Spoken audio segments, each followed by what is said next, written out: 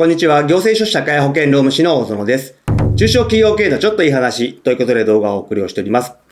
今回は東京都が行っておりますカスタマーハラスメント防止対策推進事業をご紹介をしたいと思います。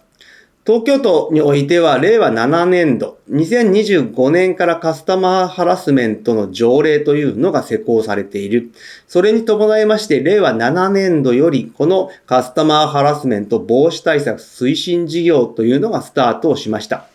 ただ、令和7年度においては、この防止対策推進事業大変人気すぎて最終的には申請サイトがパンクをするという状況になりました。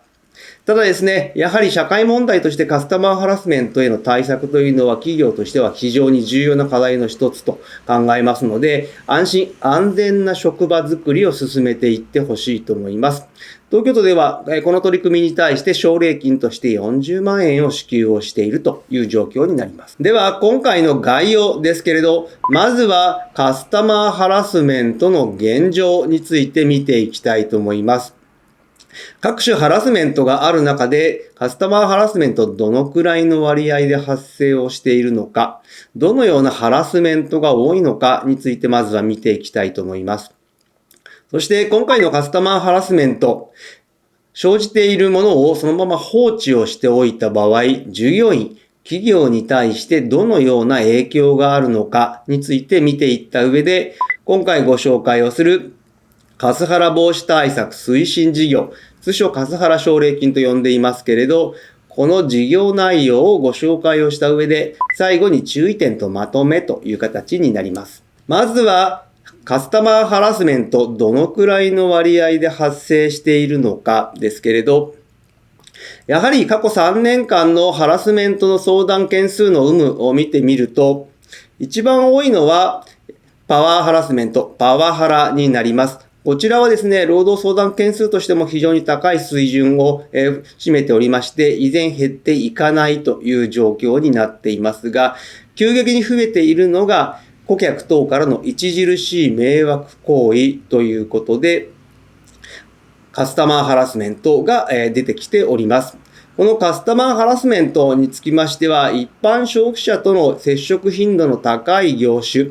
例えばですね、医療、福祉、そして金融、保険、宿泊、飲食業などが多いという状況になっています。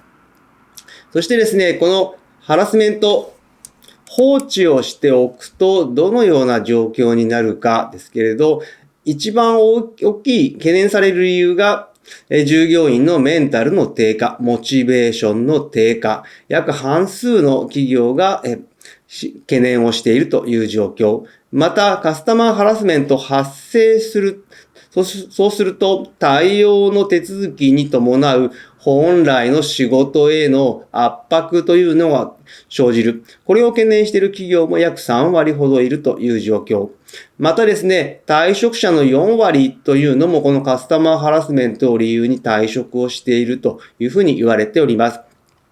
このようにカスタマーハラスメント、企業に対して、そして従業員に対して業務パフォーマンスの低下を引き起こす。また従業員本人の健康不良、そして本人、周りの従業員に対しての恐怖、苦痛などを植え付けてしまう。その結果、休職、または退職を引き起こすという状況が懸念されます。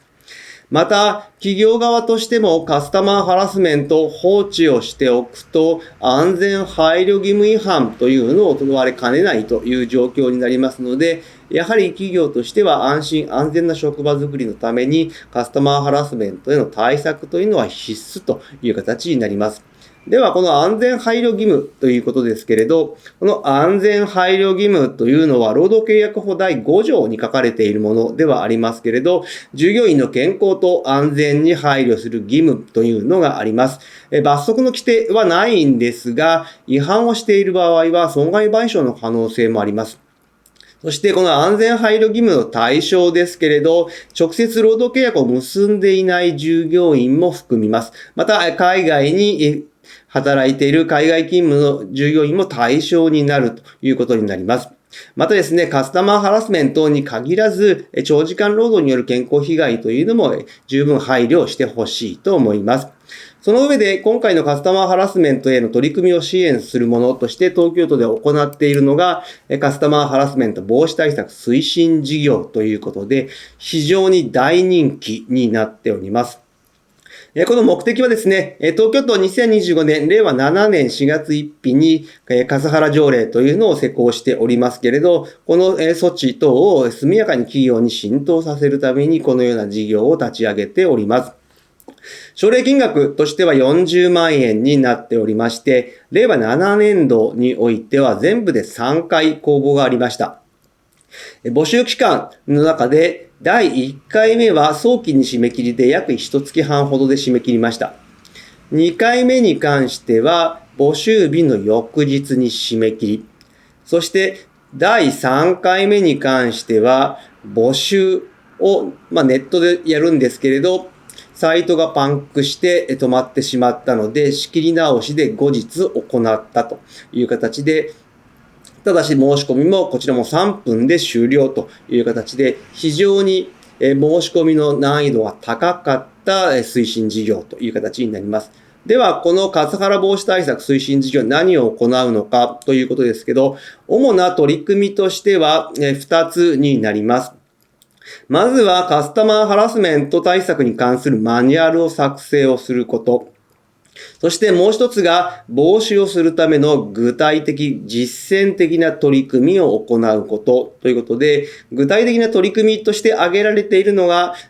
例示としては3つありますけれど、録音・録画環境を整備をする。また AI を活用したシステム等の導入。そして外部人材の活用。こちらは研修ですとか外部相談窓口を想定をしているものになりますけれど、これらの取り組みを行っていくという形になります。では、このカスハラ防止対策推進事業、申し込みをしたい、申請をしたいといった場合の流れですけれど、まずはですね、申し込みをするにあたってマニュアルを作成をしていただくという形になります。このマニュアルに関しては例示もありますけれど、記載必須事項というのが定められております。全部で7項目あります。また、マニュアルに関しては社内への周知というのが必要になります。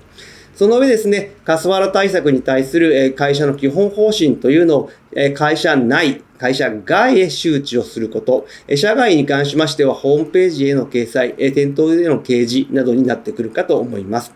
そしてその上で具体的な取り組みを行うということで、先ほどご紹介をした録音・録画の環境の整備、AI を活用したシステムの導入、外部人材の活用として相談体制の整備、研修の実施などを行っていただくという形になります。これらを取り組んで実績報告として申請をするという形になっております。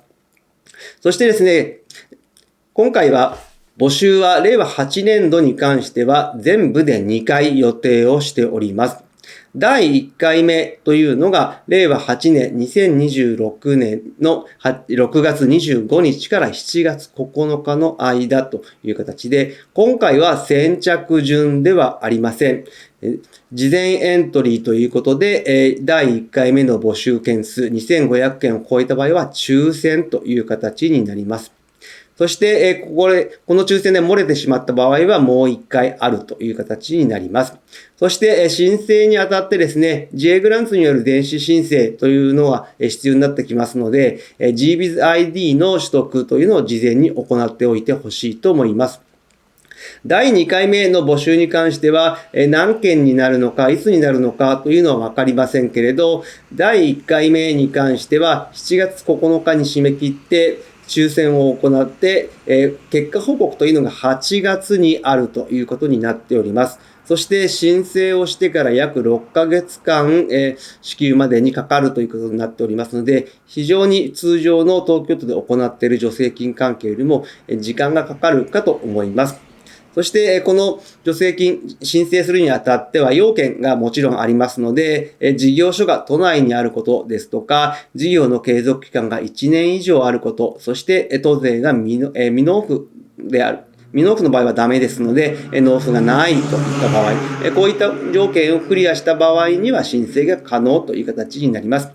従業員が悪質なクレームやカスハラによって苦しんでいないかどうか、十分チェックをしていただいて、日頃から注意をする。また、予防として対策を構築をするというのが非常に重要かと思います。今日の内容が明日からの経営にちょっとだけ役に立つことを願っております。ご視聴ありがとうございました。それではまた次回。